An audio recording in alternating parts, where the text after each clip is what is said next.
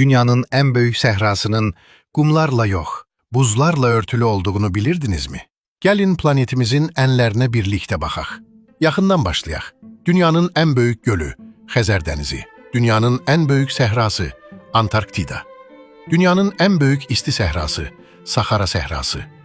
Dünyanın en büyük meşe zonası, tayga meşeleri. Materikleri saymasak, dünyanın en büyük adası, Grenlandiya. Dünyanın en hündür zirvesi, Everest. Dünyanın en derin nöqtəsi, Mariana çökəkliyi. Dünyanın en uzun dağ silsilesi, Orta Okean silsilesi.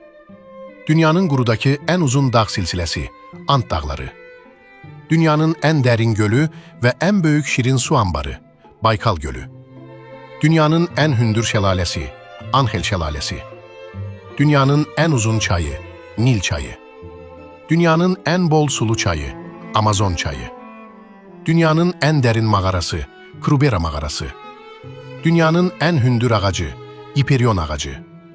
Dünyanın deniz seviyesinden en alçak nöqtəsi, Ölü Denizin sahili. Dünyanın en büyük mercan rifi, Böyük Sed rifi. O kosmostan da görünür.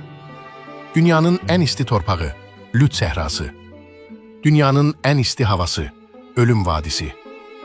Dünyanın en soyuq yaşayış yeri, Oymyakon kendi. Dünyanın en temiz havası olan yaşayış yeri, Muonyo.